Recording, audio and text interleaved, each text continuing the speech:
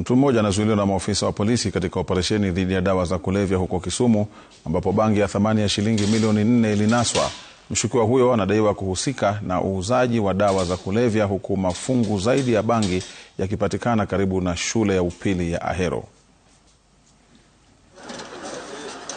Jumanne asubuhi, maafisa wa polisi walikuwa katika mitaa ya Kamidumbi na Maembe, kaunti ya Kisumu, ambapo walinasa makasha ya bangi na kumtia nguvuni mshukiwa mmoja.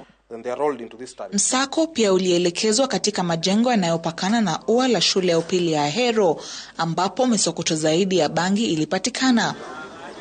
Mshukiwa aliyekamatwa akitajwa kuwa na mazoea ya kusafirisha na kuuza dawa za kulevya.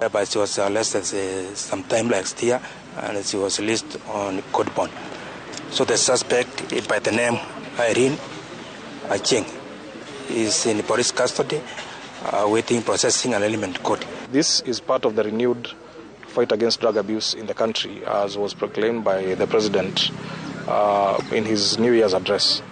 And the authority takes this opportunity to warn members of the public to be aware of their surroundings. Aidha, ilibainika kuwa magari ya usafiri ya abiria sasa yanatumika pakubwa katika usafirishaji wa dawa za kulevya. Jumatatu, magari mawili yalikamatwa katika ukaguzi uliofanyika kaunti ya Kisumu. The vehicles have been detained, will be processed and they will be forfeited to the state.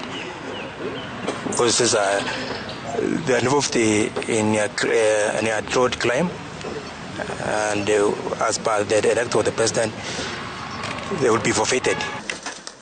Kwa sasa, maafisa wa usalama wanawasaka washukiwa waliotoweka, huku operesheni dhidi ya dawa za kulevya ikiendelea.